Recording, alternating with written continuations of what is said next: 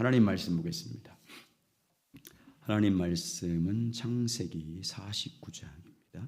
49장 13절부터 15절까지 말씀입니다. 같이 읽겠습니다. 창세기 49장 13절부터 15절입니다. 시작. 스불론은 해변에 거주하리니 그곳은 배 매는 해변이라 그의 경계가 시돈까지로다. 이사갈은 양의 우리 사이에 꿇어 앉은 건장한 나귀로다. 그는 쉴 곳을 보고 좋게 여기며 토지를 보고 아름답게 여기며 어깨를 내려 짐을 메고 앞제 아래에서 섬기리로다. 아멘. 한번 따라서 하죠. 양의 우리 사이에 꿇어 앉은 건장한 나귀로다. 같이 읽겠습니다. 시작. 양의 우리 사이에 꿇어 앉은 건장한 나귀로다. 이렇게 되면 안 됩니다. 오늘 제목은 이렇게 되면 안 됩니다. 야곱이 첫째 아내가 레아고 두 번째 아내가 라헬입니다. 야곱은 레아와 결혼해서 6명의 아들을 낳습니다. 루벤, 시몬, 레위, 유다, 이사갈, 수불론입니다. 이 마지막 6번째 레아가 낳은 6번째 아들이 수불론입니다. 오늘 본문은 순서대로 이사갈이 먼저 소개되어야 되는데 이사갈은 뒤에 소개하고 있고 수불론을 먼저 소개합니다. 그래서 이 순서에 따라서 같이 말씀을 오늘은 수불론과 이사갈에 대해서 같이 나누겠습니다. 레아가 야곱을 통해서 아들을 낳자 너무 기뻐서 수불론의 이름을 수불론이라고 지습니다. 그 뜻은 이제부터 나와 더불어 함께 살리라. 야곱이 자기를 너무도 박대했기 때문에 소망을 담고 이제 나와 함께 살리라는 이름을 가지며 수불론의 뜻이 그렇습니다. 야곱은 두 번째 아내인 라헬을 사랑했습니다. 야곱은 첫 번째 아내인 레아를 사랑하지 않았어요. 그래서 야곱은 항상 라헬과 함께 살았습니다. 라헬과 함께 거주했습니다. 그러니까 레아 입장에서 보면 얼마나 외로웠겠습니까? 남편이 항상 라헬과 함께 거주하고 자기는 전혀 돌아보지 않았으니까 얼마나 외로웠겠습니까?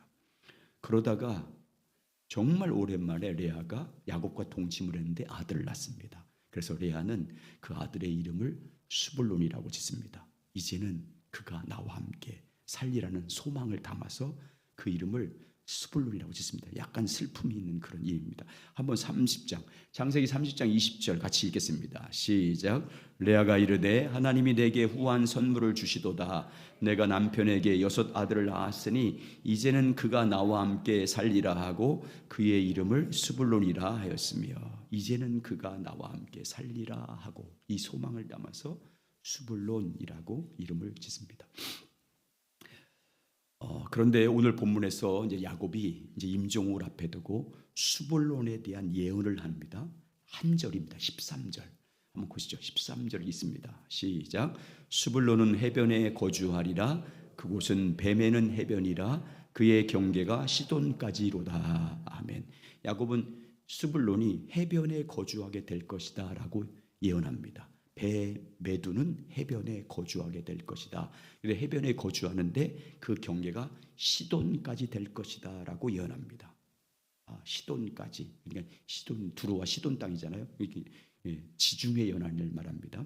야곱의 이 수불론에 대한 예언이 어떻게 되냐면 실제로 이제 성취가 됩니다. 여호수아가 가나안 땅을 정복한 다음에 12지파에게 땅을 분배할 때 야곱이 예언한 대로 수불론 자손은 지중해 연안에 거주하게 됩니다. 물론 일부는 갈릴리 바닷가 주변에서 거주하면서 배 매는 곳이니까 똑같이 배 매는 일을 하면서 어업과 상업과 무역에 종사하게 됩니다. 그리고 지중해 해변에 거주할 때는 그들의 경계가 두로와 시돈까지 이르게 됐다. 그의 경계가 시돈까지로다 이렇게 말합니다. 시돈은 항구 도시입니다. 두로에서 북방으로 한 45km, 48km 떨어져 있는 지금 베이리투라고 하는 그 지방의 남방 지역에 위치한 아주 유명한 항구 도시입니다. 그래서 이사야 23장 1절 보면 이렇게 시작합니다. 이사야 20 두로에 관한 경고라. 다시스의 배들아 너희는 슬피 부르짖을지어다. 다시스의 배들아 한 항구 도시인 것을 우리에게 보여줍니다. 수불론 지파 후손들은 두로 항구 도시가 있는 시돈 땅에 거주하게 됩니다. 야곱의 예언대로 시돈항에 거주하게 됩니다. 수볼론 집파 후손들은 두로와 시돈 같은 항구 도시 해변에 거주하면서 무엇에 종사하게 됩니까? 항구 도시니까 배 매는 해변이잖아요. 배를 정박하는 해변 도시 항구입니다. 배를 정박시키는 해변에 거주하면서 자연적으로 무엇에 종사하겠습니까? 어업이라든지 상업이라든지 국제 무역에 종사하게 됩니다. 해변에 거주하면서 이스라엘뿐 아니라 다른 나라에게 무역을 하는 일에 종사하게 됩니다.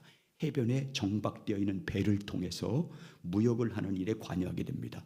역사적으로 보면 지중해 연안에 있는 이 두로와 시돈 땅은 엄청난 부를 축적합니다. 해상 무역이 발달했기 때문에 상업이 발달한 국제 무역을 발달한 지역이기 때문에 또 지중해 연안이 아주 중요한 요충지잖아요. 그래서 경제적으로 굉장히 큰 부를 축적해요. 이 두로와 시돈 땅이. 그래서 경제적인 부로 인해서 두로와 시돈 땅이 성경에 뭐라고 요새가 됩니다. 적들이 침공할 수 없는 요새가 됩니다. 그래서 경제적으로 부유하게 되니까 이 시돈과 두로 사람들이 교만에 빠집니다. 경제적인 부로 인해서 두로 시돈 땅이 요새가 되자 이 땅에 살고 있는 사람들이 아주 큰 교만에 빠집니다. 교만해서 하나님을 대적하고 그 재물로 육신의 쾌락을 즐기는 도시로 타락을 하게 됩니다. 환락가처럼 사치와 음란과 쾌락의 도시로 전락합니다. 그래서 하나님께서는 이사야를 통해서 이 두로와 시돈 땅을 향해서 경고합니다. 너희 교만으로 인해서 두로와 시돈 땅은 멸망할 거다. 이렇게 경고해요. 한번 보겠습니다. 이사야 23장 2절에서 9절까지입니다. 한번 보시죠. 시작. 바다에 왕래하는 시돈 상인들로 말미암아 부요하게 된 너희 해변의 주민들아 잠잠하라. 사울의 곡식 곧 나일의 추수를 큰 물로 수송하여 드렸으나 열국의 시장이 되었도다. 시돈이여 너는 부끄러워할지어다. 대저 바다 곧 바다의 요새로 말하기를 나는 산고를 겪지 못하였으며 출산하지 못하였으며 청년들은 양육하지도 못하였으며 처녀들은 생육하지도 못하였다 하였습니다. 그 소식이 애굽에 이르면 그들이 두로의 소식으로 말미암아 고통받으리로다. 너희는 다시스로 건너갈지어다. 해변 주민아 너희는 슬피 부르짖을지어다. 이것이 옛날에 건설된 너희 희락의 성 곧 백성이 자기 발로 먼 지방까지 가서 머물던 성읍이냐. 면류관이 씌우던 자요 그 상인들은 고관들이요 그 무역상들은 세과 세상의 존귀한 자리였던 두로에 대하여 누가 이 일을 정하였느냐. 만군의 여호와께서 그것을 정하신 것이라. 모든 누리던 영화를 욕되게 하시며 세상의 모든 교만하던 자가 멸시를 받게 하려 하심이라. 이 두로와 시돈 땅의 그 영광스러운 부축적으로 교만을 다 하나님이 꺾을 거다. 그 영화를 다 욕되게 만들 거다라고 말합니다. 그래서 그 이후에 예수님 당시 보면 두로와 시돈 땅은 어떤 땅이냐면 버려진 땅이 됩니다. 그렇게 부유했던 그 땅이 하나님의 은혜에서 떨어질 뿐만 아니라 아주 전락, 밑바닥으로 전락하는 도시가 됩니다. 그러면 여러분, 두로와 시돈 땅에 함께 거주했던 스불론 지파 후손들은 어떻게 됐을까요? 두로와 시돈이 부를 축적할 때 함께 부를 누렸습니다. 두로와 시돈 땅이 번영할 때 스불론 지파도 함께 거주했기 때문에 함께 번영했습니다. 두로와 시돈 땅이 타락할 때 스불론 자손들도 함께 타락합니다. 그리고 두로와 시돈 땅에 하나님이 심판을 받을 때 함께 심판을 받습니다. 두로와 시돈 땅이 교만으로 멸망할 때 스불론 자손도 함께 멸망을 하게 됩니다. 여러분, 이 스불론 자손을 통해서 오늘 우리에게 무엇을 시사해 줍니까? 영적으로 오늘 우리들에게 이 스불론의 자손을 통해서 예언한 이 야곱의 예언을 통해서 여러분과 저에게 오늘 무슨 말씀을 하십니까? 스불론 뜻이 뭐예요? 그가 나와 함께 살리라. 누구와 사느냐? 어느 땅에 어디에 거주하냐의 중요성을 이 스불론 지파를 통해서 보여줍니다. 어느 곳에 어디서 거주하고 누구와 함께 교제하며 사느냐의 중요성을 수본을 통해서 가르쳐주고 있습니다. 누구와 삶을 나누며 사느냐. 여호수아는 가나안 땅을 정복하고 나서 각 지파에게 분배해 줍니다. 땅을 분배해 줍니다. 각 지파에게 땅을 분배해 줄 때 가나안 땅에 살고 있던 7 족속과 그 백성들을 반드시 다 정복할 것을 말씀드렸다. 정복하지 못했어요. 아직 정복하지 못한 가나안 족속들이 이스라엘 백성들과 함께 거주하고 있었습니다. 자기가 분배한 땅은 차지했지만 그 땅에 살고 있던 가나안 족속도 함께 더불어 살았습니다. 그래서 여호수아는 아직 정복되지 못하고 남아있는 가나안 족속들을 어떻게 하라고 명령하냐면 너희들이 거주한 땅에서 이 가나안 족속을 다 멸하고 쫓아내라고 말합니다. 남겨두지 말고 다 쫓아내라고 말합니다.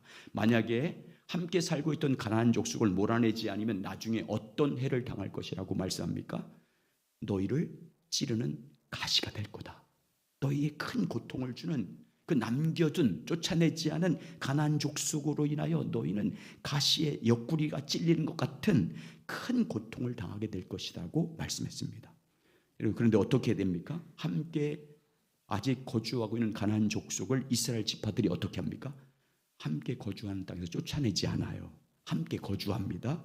함께 그들과 살아가요. 함께 살면서 교제합니다. 세월이 오래 지나갔습니다. 어떻게 됩니까? 남겨둔 가나안 족속들과 함께 거주하면서 그 족속들과 섞이기 시작합니다. 혼합되기 시작합니다. 함께 살면서 가나안 족속의 문화, 종교와 혼합되기 시작합니다. 가나안 족속과 적당히 타협하고 살아갑니다. 하나님을 섬기면서 그 가나안 족속들이 섬기는 바알과 아세라를 겸해서 섬기기 시작합니다. 그리고 그들이 사는 곳곳마다 가나안 사람들이 섬겼던 우상의 산당들을 짓기 시작합니다. 결국 이스라엘 지파가 어떻게 됩니까? 함께 거주하던 가나안 족속에게 찔리는 가시처럼 찔리는 고통을 당하기 시작합니다.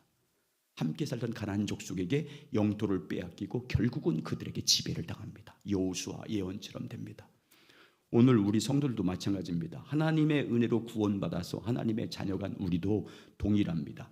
어디에 거주하느냐, 수불론처럼 누구와 함께 더불어 사느냐가 중요합니다. 구원받은 이후에 누구와 함께 교제하느냐, 누구와 함께 삶을 나누며 사느냐, 누구와 함께 마음을 나누며 사느냐, 누구와 함께 신앙을 나누며 공유하며 사느냐에 따라서 그 사람의 신앙이 결정돼요. 더 중요한 것은요, 어디에 거주하든지 섞이지 말아야 돼요. 누구와 함께 살든지 어떤 악과도 타협하지 말아야 됩니다. 어떤 직장에서 어떤 사업을 하든지 어떤 사람과 그런 관계를 갖고 하든지 그들과 영적으로 혼합되어서는 안 됩니다. 혼합되면 여러분 수불론처럼 되는 거예요. 어떤 곳에 살든지 하나님을 대적하는 사람들과 섞이지 않고 주님과 친밀히 교제함으로 거룩한 구별된 삶을 살아야 됩니다. 내가 있는 그곳이 내가 함께한 사람들이 세속적인 사람들이고 정말 음란한 사람들이고 하나님을 대적하는 문화와 가치관을 가진 사람이라 할지라도 그들과 동화되지 않고 그들과 타협하지 않고 마음을 겸손히 해서 하나님께 간절히 기도해서 주님의 얼굴을 구함으로 말미암아 성령의 도우심을 받아서 오직 믿음으로 주를 따라야 됩니다. 성령이 인도하신 진리의 말씀을 따라야 됩니다. 목자의 음성을 듣고 따라가는 주님의 양들이 되어야 됩니다. 어떤 그렇게 삶으로 인해서 힘들고 삶이 힘들고 고난이 있고 핍박을 당해도 그들로부터 왕따를 당해도 오직 주님 한 분만을 마음에 모시고 그분 안에 거주하면서 그분과 함께 살면서 그분과 교제해서 그분의 인도하시는 길을 가야 됩니다. 그래야 하나님의 선한 능력으로 내가 함께 거주하는 사람들을 영적으로 굴복시킬 수 있습니다. 하나님의 성령의 능력으로 함께한 사람들을 빛 가운데로 인도할 수 있습니다. 그래야 궁극적으로 하나님의 선한 능력으로 이기는 자가 됩니다. 만약에 이스라엘 백성 12지파처럼 적당히 타협하면 그들에게 동화됩니다. 힘들다고 핍박이 있다고 그들과 함께 섞여 살면 우리는 세상에 굴복당합니다. 적당히 타협하고 살면 믿음을 잃어버려요. 결국 세상에 먹히는 밥으로 전락합니다. 수불론, 그가 나와 함께 살리라. 여러분 어디에 가든지 주님과 함께 사시기 바랍니다. 어디에 누구와 무슨 일 하든지 주님과 깊이 교제해야 됩니다. 주님과 친밀히 교제함으로 성령이 주시는 그 마음과 진리를 따라야 됩니다. 섞이지 말고 세상에서 살지 어쩔 수 없이 살 수밖에 없지만 함께 직장 생활하고 함께 사업을 해야 되고 함께 교류하지만 그럼에도 불구하고 여러분은 거룩함을 드러내야 됩니다. 여러분의 힘으로 안 되니까 주님과 교제해서 주님 주시는 성령의 능력을 따라서 주님의 음성을 듣고 그 빛을 따라가시길 주의 이름으로 축원합니다. 섞이면 안 돼요. 타협하면 안 돼요. 그럼 이미 진 거예요. 이미 넘어가게 돼 있어요. 합리화시키는 순간 이미 끝난 겁니다. 그 세상에 넘어가요. 이길 수 없습니다. 어떤 대가를 지불해도 오직 주님의 음성을 듣고 주님과 교제함으로 성령이 주신 능력으로 넉넉히 이기며 주님을 따라가시길 주의 이름으로 축원합니다. 그래서 함께 주님이 함께 하심으로 주님이 주신 능력으로 여러분 승리할 뿐만 아니라 여러분 주변 사람들을 오히려 변혁시키고 깨우고 돌이켜서 주께로 인도하는 영적인 승리자가 되시길 예수님의 이름으로 축원합니다. 자, 두 번째 이사갈에 대한 야곱의 예언에 대해서 함께 살펴보겠습니다. 이사갈은 야곱이 레아를 통해서 낳은 다섯 번째 아들입니다. 이사갈이 태어나게 된 배경이 이렇습니다. 야곱이 레아를 멀리하고 라헬과 함께 거하고 있을 때입니다. 이제 밀을 거둘 추술 때가 됐는데 맏아들인 루벤이 들에 나갔다가 합한 채를 얻어가지고 돌아옵니다. 합한 채를 자기 어머니 레아에게 줘요. 합한 채는 그때 당시 어떤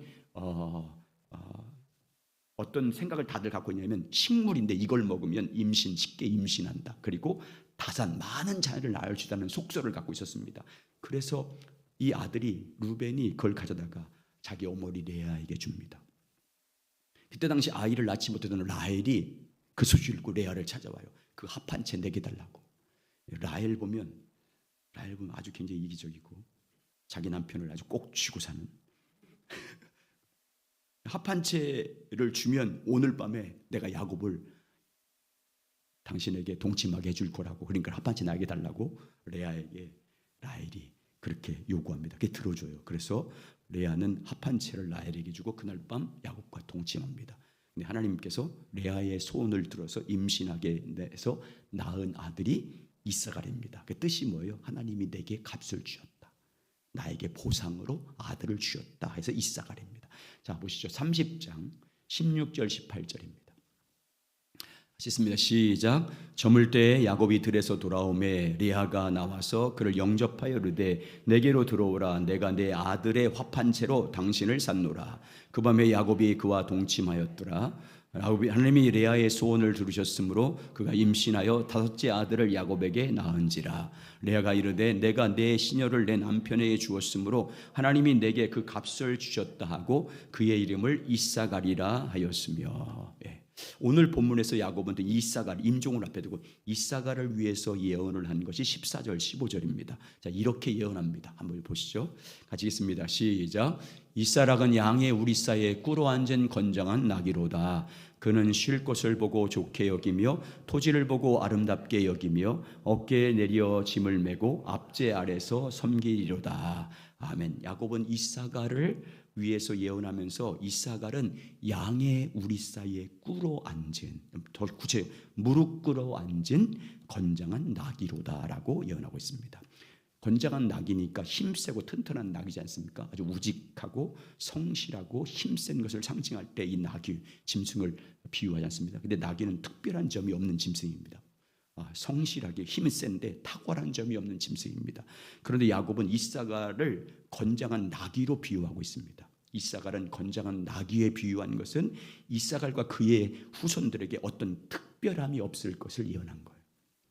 힘은 세지만 우직하긴 하지만 이사갈 자손에게는 어떤 특별함이 없을 것이다. 하나님의 구속 역사에 특별하게 쓰임받은 일이 없을 것이다. 특별한 사명을 감당하는데 부르심을 받지 못할 것을 예언한 것입니다. 마치 양의 우리사에 무릎을 꿇고 앉은 건장한 나귀라고 예언합니다. 이런 비유는 개인적인 성향으로 보면 아주 우유부단한 성품을 소유한 자입니다. 열정도 없고 열심도 없는 사람. 라오디아 교인들로 표현하면 뜨거움도 없고 차집도 않은 미지근한 성도를 말합니다. 하나님과의 관계에서 하나님에 대한 사모함도 없고 간절함도 없고 주님을 알고자 하는 열정도 없는 사람입니다. 양 우리사에 무릎 꿇고 앉는 나귀처럼 영적으로 안일하고 태만하고 그리고 나태한 종교인들을 말합니다. 그래서 이사갈 후손들 보시면 하나님 앞에서 특출나게 쓰임받은 사람이 하나도 안 나와요. 성경 보세요. 구약 성경에서 이사갈 지파 사람들 가운데 누구 한 사람, 이사갈 사람 중에 누가 한 사람이 주님의 구속 역사에 쓰임 받은 이름이 제가 찾아봤는데 없어요. 제가 찾은 범위에서는 없어요. 이사갈 이름 뜻처럼 하나님으로부터 값을 보상받은 사람 아닙니까? 하나님의 은혜로 하나님도 덤으로 보상받은 자손들입니다. 그러나 하나님께서 덤으로 보상받은 삶을 열정을 가지고 살지 않았습니다. 값으로 보상받은 인생을 하나님의 구속 역사에 헌신하지 않았다는 걸 보여줍니다. 결국 이사갈과 그의 후손들은 어떻게 될 것이라고 야곱은 예언합니까? 양 우리 사이에 꿇어 앉은 건장한 나귀가 될 것이다 라고 얘기합니다. 무슨 뜻이냐면 양 사이니까 이스라엘 후손들은 12지파 아래 지배를 받을 거다. 다른 지파로부터 정치적인 뿐만 아니라 삶의 지배를 당해서 압제를 당하며 섬기게 될 것이다 라고 말합니다. 15절 다시 보시죠. 자, 15절 시작. 그는 쉴 곳을 보고 좋게 여기며 토지를 보고 아름답게 여기고 어깨를 내려 짐을 메고 압제 아래서 섬기리로다. 이 말의 뜻은 특별한 면이 없는 이사갈 자손의 후손들이 이스라엘 민족 가운데 뛰어나지 못하고 우유부단하고 열정도 없으므로 다른 지파로부터 지배를 받으며 살 것을 은유적으로 표현한 말씀입니다. 그는 쉴 곳을 보고 좋게 여기며, 이 말은 이스라엘 지파의 기질을 보여주는 말씀이요, 아주 태만하고 안주하기를 좋아하는 이스라엘 자손들의 후손의 기질을 보여준 말씀입니다. 삶의 문제의식도 없고 도전정신도 없고 미래를 준비하는 비전도 없이 그저 쉴만한 것만 있으면 그것 때문에 좋아하는 후손들. 하나님께 쓰임받기를 사모하는 간절함도 없어요. 은혜를 받기 위한 열정도 없습니다. 장래의 비전을 위해서 준비하는 희생정신도 없어요. 오늘 쉴 것만 보고 그것만 보고 좋아하는 거예요. 노는 거, 오늘 그냥 노는 것에 좋아하는 그런 기질을 가진 자손들이야 그 말이에요. 그래서 이사갈 후손들은 어떻게 될 것이라고 말합니까? 어깨에 내려 짐을 메고 압제 아래서 섬기리로다. 뭐예요? 지배받는다는 거잖아요. 늘 지배받는다는 거잖아요. 평생 지배를 당하며 산다는 거지 않습니까? 그대로 성취돼요. 그러면 여러분, 오늘 이사갈 자손에 대한 이 예언을 통해서 오늘 우리에게 주는 교훈 두 가지가 있습니다. 이사갈 지파 이 기질을 통해서 우리에게 무엇을 말씀하고 있냐면, 따라서 하죠. 열심 없는 백성은, 그게 열심 없는 백성은 망한다. 이걸 보여주는 거예요. 아무리 우직하고 힘이 세고 성실해도 열정이 없으면 망한다는 것을 이사갈 지파가 보여줍니다. 하나님을 향한 열심, 하나님을 알고자 하는 열정, 하나님의 때를 따라 돕는 임재의 은혜를 사모하는 열정이 없으면, 주를 향한 열심이 없으면 하나님 앞에서 도태될 수밖에 없다. 이걸 보여주는 거예요. 하나님에 대한 갈망도 사모함도 없이 그냥 하루 살 수 있고 하루 보낼 수 있고 하늘 즐겁게 살 수 있는 영적인 안일에 빠져 살면 하나님 앞에 망할 수밖에 없고 사탄에게 굴복당할 수밖에 없고 다른 사람들로부터 지배를 당하는 삶으로 전락할 수밖에 없다는 것을 보여주고 있는 거예요. 그래서 성경 보십시오. 성경에서 하나님은 그의 택한 백성들에게 뭘 어떻게 살 것을 권면합니까? 열심을 내라는, 하나님을 아는 일에 열심을 내야 된다. 힘써 여호와를 알아야 된다. 내 백성이 지식이 없어 망하기 때문에 너희는 힘써 하나님을 아는 일에 온 힘을 다해야 된다라고 말씀하잖아요. 그러면 너희 가운데 하나님이 임재할 거다. 자, 요 호세아 6장 1절 3절 시작. 오라 우리가 여호와께 돌아가자. 여호와께서 우리를 지으셨으나 도로 낮게 하실 것이요 우리를 치었으나 싸매어 주실 것입니다. 여호와께서 이틀 후에 우리를 살리시며 여섯째 날에 우리를 일으키시리니 우리가 그 앞에서 살리라. 그러므로 우리가 여호와를 알자. 힘써 여호와를 알자. 그의 나타나심은 새벽 빛같이 어김없나니 비와 같이 땅을 적시는 늦은 비와 같이 우리에게 임하시리라 하니라. 아멘. 열심 주님을 아는 일 열심을 내라고 말씀하고, 그리고 회개하라고 말합니다. 교회와 성도를 향해서 뭘 회개하래요? 미지근한 신앙을 빨리 회개하래요. 이사갈처럼 미지근하고 나태한 신앙을 빨리 돌이켜서 열심 있는 하나님 백성으로 회개하라고 말씀합니다. 만약에 너희가 열심을 내지 않으면 어떻게 하겠다고 말씀합니까? 열심을 내지 않고 끝까지 그렇게 이사갈처럼 미지근한 신앙을 갖고 살면 어떻게 한대요? 내 입에서 토하겠다. 촛대를 옮겨버리겠다라고 말씀하잖아요. 자, 요한계시록 3장 14절 19절 시작. 라오디게아 교회 사자에게 편지하라. 아멘이시요 충성되고 참된 증인이시요 하나님의 창조의 근본이신 이가 이르시되 내가 내 행위를 아노니 내가 차지도 아니하고 뜨겁지도 아니하도다. 내가 차든지 뜨겁든지 하기를 원하노라. 내가 이같이 미지근하여 뜨겁지도 아니하고 차지도 아니하니 내 입에서 너를 토하여 버리리라. 내가 말하기를 나는 부자라 부유하여 부족한 것이 없다 하나 내 곤고한 것과 가련한 것과 가난한 것과 눈먼 것과 벌거벗은 것을 알지 못하는도다. 내가 너를 권하노니 내게서 불로 연단한 금을 사서 부유하게 하고 흰옷을 사서 입어 벌거벗은 수치를 보이지 않게 하고 안약을 사서 눈에 발라 보게 하라. 물은 내가 사랑하는 자를 책망하여 징계하노니 그러므로 내 열심을 내라 회개하라. 여러분, 영적 안이라면서 돌이키시 바랍니다. 네, 영적인 나태함, 이 이사갈처럼 태만함에서 돌아서야 됩니다. 열심을 회복해야 됩니다. 하나님을 향한 열정을 회복해야 됩니다. 하나님을 알고자 하는 열심을 회복하시길 주의 이름으로 축원합니다. 주님을 알기 위해서, 주님을 만나기 위해서, 주의 영광 보기 위해서 주님을 향한 사모함과 간절함을 가지고 주를 찾는 백성 되시길 주의 이름으로 축원합니다. 더 주님을 알기 위해서, 더 주님을 신뢰하기 위해서, 더 주님을 사랑하기 위해서, 더 주님 뜻에 순종하기 위해서 열심히 내시기 바랍니다. 그래서 하나님의 임재가 여러분의 삶을 이끌어 가시길 예수님의 이름으로 축원합니다. 두 번째 이사갈 지파를 통해 준 교훈은 따라하죠. 비전이 없는 백성은 망한다. 이걸 가르쳐 줍니다. 열심이 없는 백성과 비전이 없는, 꿈이 없는 백성은 망한다. 사람이 꿈이 없으면 망합니다, 여러분. 사람이 꿈과 비전이 없으면 망하는 길을 갑니다. 꿈과 비전이 없기 때문에 인생을 허비해요. 태만함과 방탕함과 안일함에 빠지는 이유가 뭐겠습니까? 비전이 없기 때문이에요. 꿈이 없기 때문입니다. 그래서 꿈이 없는 사람은 꿈이 있는 사람에게 지배당하게 돼 있어요. 비전이 없는 사람은요, 비전 있는 사람에게 압제를 당합니다. 이건 모든 면에서 적용돼요. 예를 들면 정치적으로 꿈이 있는 사람이요, 꿈이 없는 사람을 여러분 지배합니다. 사회에서 마찬가지예요. 꿈과 비전이 있는 사람이요, 꿈과 비전이 없는 사람을 지배해요. 여러분 세상에서 보세요. 누가 리더가 되는지 세상적인 꿈과 비전이 있는 사람은 리더가 돼요. 지도자가 되는 거예요. 꿈이 없는 사람은요, 절대 모든 면에서 꿈 가지고 있는 아래 놓이게 되어 있어요. 하나님 앞에서 마찬가지예요. 하나님을 향한 꿈과 비전 있는 사람이 없는 사람을 영적으로 지배합니다.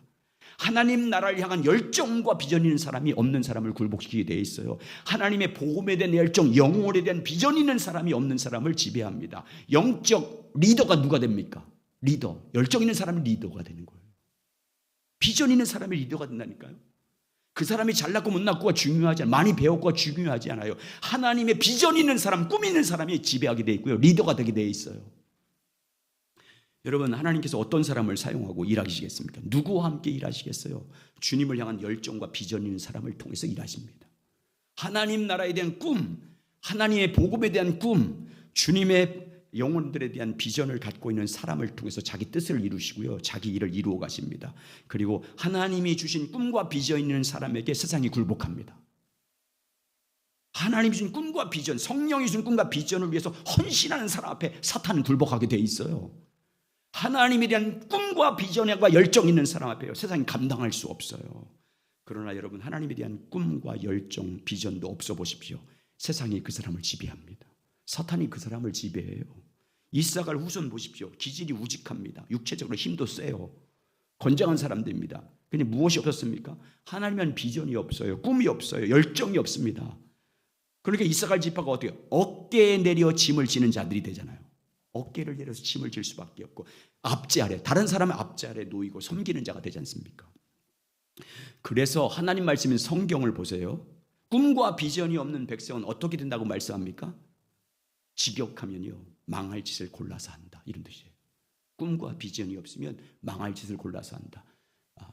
잠언 29장 18절 시작. 묵시가 없으면 백성이 방장의 행하니와 율법을 지키는 자는 복이 있도다. 여기 묵시는요, 비전이에요, 꿈이에요. 하나님이 주신 비전, 하나님 꿈 말합니다. 방자에 행한다, 망할 짓을 골라서 한다, 그 말이에요. 하나님과 꿈과 비전이 없으면 뭐 한다는 거예요? 망할 짓을 골라서 한다. 하나님을 향한 꿈과 비전이 없는 사람은 결국 그래서 도태될 수밖에 없어요. 하나님 백성들은요, 그러므로 꿈과 비전이 있어야 돼요. 하나님 백성들에게는요, 세상 사람들이 말하는 뭐가 되겠다, 의사 되겠다, 뭐 사업, 그건 꿈이 아니에요. 하나님 주신 꿈이 아니에요. 직업 선택하는 거지. 하나님이 주신 꿈이 있어요. 내가 뭘 하든지, 세상 어떤 직업을 하든지, 어떤 직종에서 봉사하든지 그 사람을 통한 하나님이 준 비전이 있어요. 하나님이 준 꿈이 있어야 망할지도 골라서 안 해요. 교회도 마찬가지예요. 교회가 여러분 하나님의 꿈과 비전이 없어 보세요. 하나님의 비전, 복음에 대한 비전이 없어서 교회에서 성도들이 모여서 망할지만 골라서 해요. 먹고 마시는 일만 하고, 하나님의 꿈과 비전이 있으니까 자기들만 놀고 그런다니까 망할지만 골라 하는 거예요. 꿈과 비전이 있어야 돼요. 교회가, 성도도 마찬가지예요. 성령이 준 비전이 있어야 돼요. 꿈이 가지고 있어야 돼요. 하나님의 꿈, 평생 흔들 깃발이 있어야 돼요. 깃발, 붙잡고 살 깃발, 비전이 있어야 돼요. 말씀이 있어야 됩니다. 자, 그러면 여러분, 성도들이 하나님이 준 꿈과 비전을 가지려면 어떻게 해야 됩니까? 여러분, 꿈과 비전이 있으면 절대 죽지 않아요. 자살하지 않아요. 어떤 환경을 만나든지 꿈과 비전이 있는 사람은 살아나게 돼 있어요. 살게 돼 있어요. 꿈과 비전이 있으니까 젊은 아이들이 그냥 희망도 없이 날마다 게임 앞에서, 날마다 그냥 쌍적인 그런 즐거움만, 그냥 꿈과 비전이 없으니까 그렇게 사는 거예요. 우리가 정말 그래서 우리 자녀들을 위해서 기도할 때 꿈과 비전을 갖게 해달라고 간절하게 목 놓아 기도해야 될 줄 믿습니다. 그러면 여러분, 성도들을 향한 하나님의 꿈과 비전은 언제 임합니까? 두 가지예요. 따라서 하죠. 하나님의 말씀이 임해야 말씀을 통해서 꿈과 비전이 생깁니다. 예, 하나님의 말씀이 우리 안에 충만해야 그 말씀을 통해서 하나님의 꿈, 하나님의 비전이 가지게 됩니다. 사무엘상 3장 1절 같이 있습니다. 시작. 아이 사무엘이 엘리 앞에서 여호와를 섬길 때에는 하나님의 말씀이 희귀하여 이상이 흔히 보이지 않더라. 하나님의 말씀이 희귀하다 그러면 하나님의 말씀이 임하지 않았다 그 말이에요. 말씀을, 음성을 듣지 못했어요. 하나님의 말씀을 듣지 못했어요. 그러니까 하나님의 말씀을 듣지 못하는 게 무엇이 보이지 않았대요? 이상이 보이지 않았다. 꿈, 이 이상 꿈이에요. 비전이에요. 영어 성경은 다 비전으로 해석하고 있어요.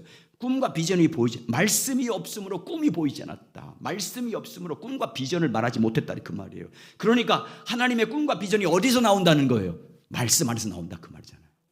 말씀 안에 있어요. 하나님의 꿈과 비전이.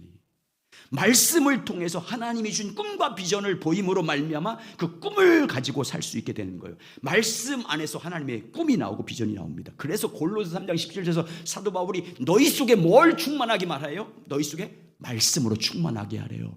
성령의 검인 하나님의 말씀을 가지라고 하잖아요. 여러분 속에 말씀을 가지시기 바랍니다. 늘 주님 말씀, 하나님 말씀이 여러분의 많이 있어요. 그래야 그 말씀 안에서 꿈과 비전이 나와요. 여러분, 이건 나이와 상관없어요. 난 나이가 많으니까 꿈이, 여러분 그러면 안 돼요. 성령님이요, 그 다음 절 보면 알 수 있어요. 여러분, 첫 번째 말씀을 여러분 많이 묵상하셔서 그 말씀 안에서 주신 비전과 열정을 회복하시길 주의 이름으로 축원합니다. 또 교회가, 성도들이 하나님의 꿈과 비전은 언제 생기냐면 성령이 임해야 하나님의 꿈과 비전이 생깁니다. 자, 보시죠. 요엘서 2장 28절 32절 같이 있습니다. 시작. 그 위에 내가 내 영을 만민에게 부어주리니 너희 자녀들이 장래일을 말할 것이요 너희 늙은이는 꿈을 꾸며 너희 젊은이는 이상을 볼 것이며 그때 내가 또 내 영을 남종과 여종에게 부어줄 것이며. 여러분, 거기 28절을 보여주세요. 28절 여기 장래일, 꿈, 이상, 이거 다 영어 성경에 보면 다 비전이에요. 비전. 하나님의 비전과 꿈이에요. 언제 하나님이 주신 꿈과 비전을 보게 될 것이라고 말씀합니까? 언제 하나님의 꿈을 꿈꾸고 그 꿈에 대해서 말하게 될 것이라고 말하고 있어요? 성령이 임하면. 성령이 임하면 장래일을 말하고 꿈을 꾸고 이상, 환상을 보게 될 것이다. 비전을 보게 될 것이다 그 말이에요. 한마디로 말하면 성령이 우리 가운데 임하면 하나님의 주신 꿈을 자기가 말하는 자가 된다 그 말이에요. 하나님의 비전을 가진 사람이 될 것이라 그 말입니다. 그래서 사도행전 2장 4절을 성령이 임했을 때 성령 받은 사람들이 말하는 거 보세요. 이렇게 말하는 거예요. 사도행전 2장. 그들이 다 성령 충만함을 받고 성령의 말하게 하심을 따라 다른 방언으로 말하기 시작하니라. 성령의 말하게 하심을 따라 말하는 게 비전이잖아요. 하나님의 비전을 말하는 거예요. 복음에 대한 비전을 말하는 거잖아요. 여러분, 말씀과 성령 안에서 하나님의 꿈이 나와요. 하나님 비전이 생깁니다. 그래서 우리가 날마다 말씀을 깊이 묵상하고 또 묵상해서 말씀을 많이 가진 자가 되어야 됩니다. 그리고 진리의 성령으로 무장되어야 될 줄 믿습니다. 날마다 주님과 사모하며 친밀히 교제함으로 하나님의 영, 거룩한 진리의 영이 우리 가운데 임해야 됩니다. 그래야 하나님 그 성령과 진리로 말미암아 우리가 살아나게 되고, 그리고 하나님의 꿈과 비전을 가져 주님의 극히 큰 군대가 될 줄 믿습니다. 에스겔서 여러분 47장에 나오는, 여러분 에스겔 골짜기 보세요. 두 가지 딱 임하자 다 살아나잖아요. 뭐예요? 말씀과 영이잖아요. 말씀을 대언하고 하나님의 영이 들어가니까 하나님이 살아나서 하나님의 극히 큰 군대가 됩니다. 하나님의 꿈과 비전을 갖고 있는 살아있는 존재들이 되잖아요. 말씀과 성령입니다. 말씀과 성령으로 말미암아 하나님의 꿈과 비전을 가져야 망할 짓을 안 해요. 우리가 그 꿈을 말하게 되고, 이게 우리가 여러 하나님의 성령과 말씀으로 충만해서 우리 교제 가운데 하나님의 비전을 말하는 교제가 돼야 되는 거예요. 하나님의 성령을 통해서 우리의 전 비전이 무엇인지 목장에서 나누어야 되는 거예요. 말씀을 통해서 받은 은혜와, 그리고 그 말씀을 통해서 하나님이 우리에게 준 꿈과 비전을 나눌 수 있는 그런 교회로 성숙해야 될 줄 믿습니다. 그래야 하나의 표대를 향해서 주님이 우리 교회에 준 비전을 향해서 달려가는 거예요. 교회가 그렇게 되는 겁니다. 그래서 늘 말씀과 성령으로 충만해서 그 말씀과 성령을 통해서 주신 비전을 따라 나아가는 교회 되기를 예수의 이름으로 축복합니다. 그래서 하나님의 꿈이 하나님의 비전을 이루는 교회가 되어야 됩니다. 우리 꿈과 우리 비전을 이루는 교회가 아닙니다. 우리 하나님의 꿈이 이루는 교회, 하나님의 비전을 성취하는 그런 교회 되길 예수의 이름으로 축복합니다.